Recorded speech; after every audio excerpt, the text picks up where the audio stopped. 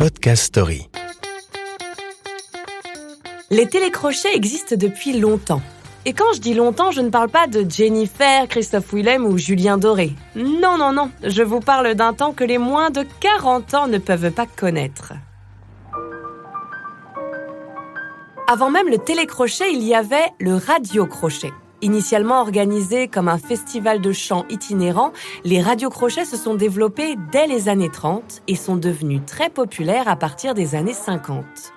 Et alors, pourquoi crochet, me direz-vous ? Non, je vous arrête tout de suite, aucun lien de parenté avec le capitaine du même nom. Le radiocrochet tient son origine de l'émission Le Crochet radiophonique, créée dans les années 30. Les candidats éliminés y étaient symboliquement enlevés de scène par un crochet. Eh oui, vous allez pouvoir vous la péter en soirée avec une anecdote pareille. Tenez, si vous voulez, vous pourrez aussi raconter que Françoise Hardy, Henri Dess, Hervé Villard, Hugo Frey, Serge Lama, Johnny Hallyday et tant d'autres sont tous passés par du télécrochet. Et nombreux d'entre eux ont fait leur premier pas au Petit Conservatoire de Mireille. À l'époque, la télé est encore en noir et blanc. Les femmes portent la jupe sous les genoux, les hommes les cheveux longs, et Mireille, elle, c'est tout un poème. Une petite bonne femme aux cheveux bouclés et à la voix haut perché qui prodigue ses conseils ou ses critiques parfois acerbes à tous les artistes de passage. Ils sont 4 ou 5 pendant l'émission. Mireille les présente tour à tour, les fait parler de leurs chansons, de leur style, de leurs projets et écoute leurs prestations. La séance se déroule dans une atmosphère de rigueur mêlée de tendresse. Mireille appelle ses élèves « mes enfants ». Ils lui répondent invariablement « oui, madame ». L'émission dure pendant presque 20 ans, de 1955 à 1974.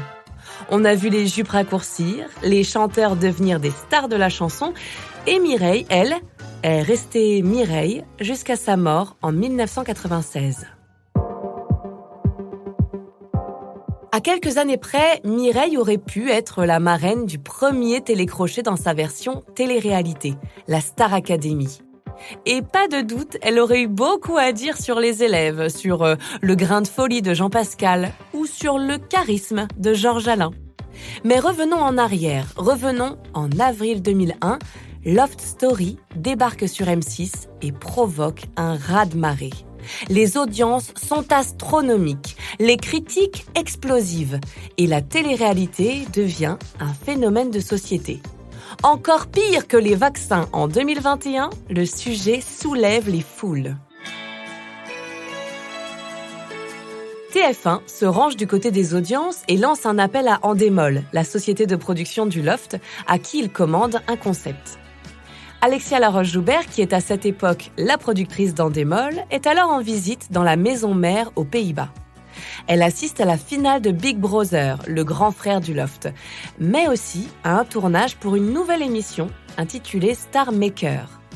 Le concept, filmer des cours de chant et faire intervenir des stars pour partager un duo avec les jeunes chanteurs. Il n'en faut pas plus pour que quelques mois plus tard, la diffusion de la Star Academy soit lancée au studio 206 de la Plaine Saint-Denis le 20 octobre 2001. M6 et TF1 se livrent alors à une compétition acharnée.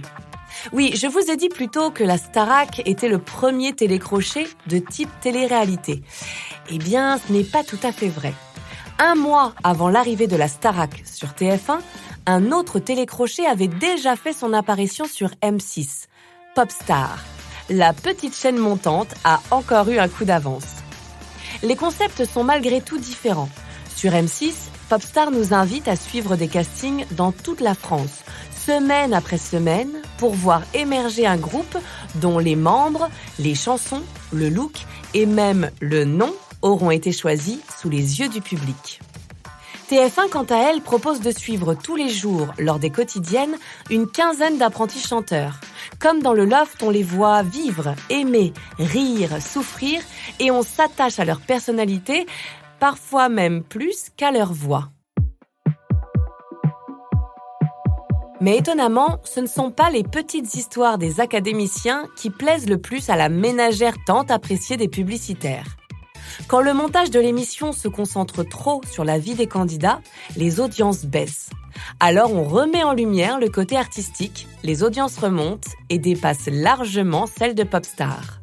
7 millions de téléspectateurs en moyenne par prime et plus de 10 millions pour les finales. La revanche est prise pour TF1 qui cartonne avec ce nouveau concept. Les élèves suivent des cours de chant, de danse, de théâtre, de sport et d'expression scénique pour tenter de devenir de grands artistes. Kamel Wally à la danse, Armand Altaï au chant, Oscar Sisto au théâtre, Jasmine Roy et Mathieu Gonnet au coaching. Mais la plus méchante, la plus vilaine, en fait la plus objective, c'est Raphaël Ricci. À l'image de son ancêtre Mireille, la coach artistique prend un malin plaisir à remettre les pieds sur terre à ses élèves. Il faut dire que pendant le prime, les jeunes chanteurs ont pu se sentir pousser des ailes. Régulièrement, ils chantent en duo avec des stars nationales et internationales. Céline Dion, Beyoncé, Britney Spears, Mariah Carey, Elton John, Lionel Richie, Sting, Madonna, même Ray Charles, ils sont tous passés par la Starac. Durant la semaine, les élèves passent une évaluation devant leurs professeurs qui notent leurs performances. Ceux qui ont obtenu les moins bonnes notes sont nominés et soumis au vote du public jusqu'au prime. À la fin de l'émission, l'un des nominés est sauvé par le public et l'autre par ses camarades. On assiste alors à des scènes de larmes, de choix cornéliens, de cœurs brisés, de trahison, quand l'un des académiciens doit décider du sort de l'un de ses amis, sous l'œil toujours bienveillant de Nikos Aliagas, le présentateur star de l'émission. Au terme de plusieurs mois de travail, un grand gagnant est élu. Il remporte alors un contrat avec une maison de disques et une avance sur recette d'1 million d'euros. Jennifer, Nolwenn Leroy, Élodie Frégé et Grégory Lemarchal ont su profiter de ce bel élan pour leur carrière. Mais parmi les grands gagnants, nombreux sont ceux qui n'ont pas réussi à transformer l'essai. Magali Vaé, Cyril Sinélu, Michael Zrea ou Lorraine Bourvon sont retombés bien vite dans l'anonymat. À l'inverse d'Olivia Ruiz, qui, elle, fait une superbe carrière sans même avoir gagné le jeu.